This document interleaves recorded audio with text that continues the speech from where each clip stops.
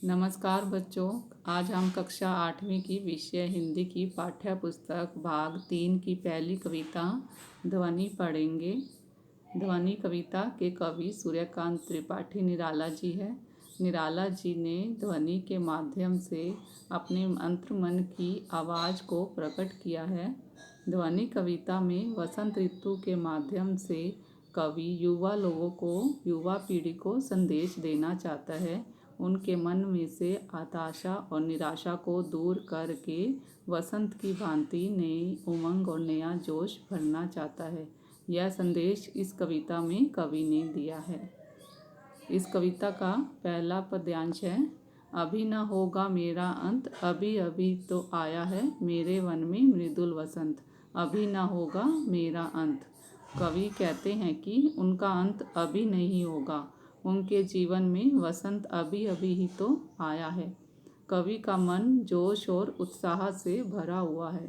जब तक वे अपने लक्ष्य को पा नहीं लेते, वे हार नहीं मानेंगे। कविता का दूसरा पद्यांश है, हरे हरे ये पात, डालियाँ कलियाँ कोमल गात, मैं ही अपना स्वप्न मृदुल कर फेरूंगा निद्रित कलियों पर, जगा एक प्रत्युष मनोहर। इन पंक्तियों में कवि ने हारे हुए और निराश लोगों को सोई हुई और जो कलियां सोई हुई है, निराश लोगों को कलियों से तुलना की गई है कि किस तरह से सोई हुई कलियों को निद्रित कलियों को जगाने के लिए सुबह सूर्य आने पर वो जाग जाती हैं। उसी प्रकार कवि भी निराश लोगों के मन में से हताशा और निराशा को दूर करना चाहता है।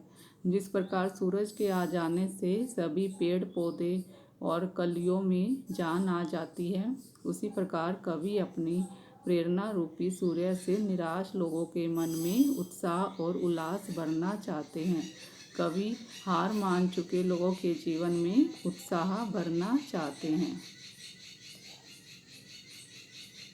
पुष्प पुष्प से तंद्रा आलस, लालसा खींच लूँगा मैं, अपने नवजीवन का अमृत सहर्ष सींच दूँगा मैं। कवि कहते हैं कि मैं हर पुष्प से आलस व उदासी खींचकर उसमें नए जीवन का अमृत भर दूँगा। जिस प्रकार वसंत प्रकृति में नव जीवन का संचार करता है, कवि भी सबके जीवन से उदासी समाप्त कर उत्साह भर देंगे। द्वार दिखा दूंगा फिर उनको, है मेरे वे जहाँ अनंत, अभी न होगा मेरा अंत। कवि युवा पीढ़ी को लक्ष्य प्राप्ति के लिए प्रोत्साहित करते हैं। कवि कहते हैं कि जब तक वे हारे हुए लोगों और युवा पीढ़ी को उनका मार्ग नहीं दिखा देंगे, तब तक उनका अंत होना असंभव है। इस प्रकार से इस कविता के माध्यम से कवि ने अपने जीवन की प्रेरणा को दूसरे निराश लोगों के जीवन में उत्साह भरने के लिए इस कविता के माध्यम से संदेश देना चाहते हैं। जिस प्रकार ध्वनि कविता में वसंत ऋतु के बारे में बताया गया है, वसंत ऋतु का वर्णन किया गया है, उसी प्रकार अन्य कवियों ने भी वसंत ऋतु पर कई कविताएं लिखी हैं। उनमें से एक कविता है महादेवी वर्मा जी की कविता ऋतुओं में न्यारा वसंत। स्वप्न से किसने जगाया, मैं सुरभि हूँ, छोड़ कमल फूल का घर, ढूंढती हूँ कुंज निर्झर, पूछती हूँ नवधरा से, क्या नहीं ऋतुराज आया।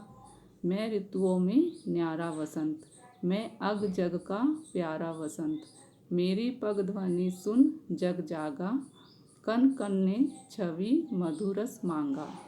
नवजीवन का संगीत बहा, पुलकों से भर आया दिगंत, मेरे स्वप्नों की निधि अनंत, मैं ऋतुओं में न्यारा वसंत। इस प्रकार वसंत ऋतु पर लिखी गई यह महादेवी वर्मा जी की एक छोटी सी और सुंदर कविता है।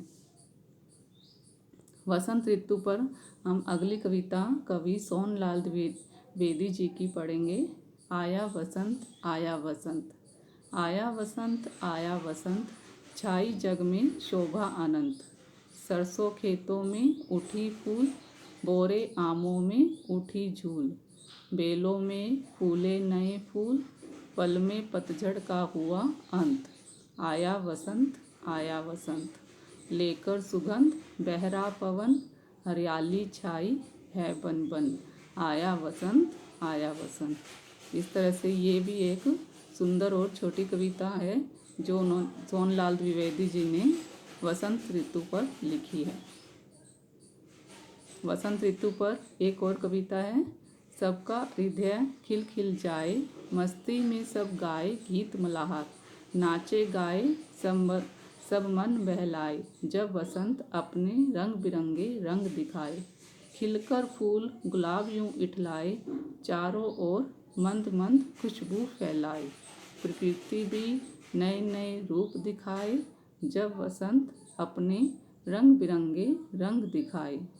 सूरज की लाली सबको भाए, देख वसंत वृक्ष की शाखा भी लहराए।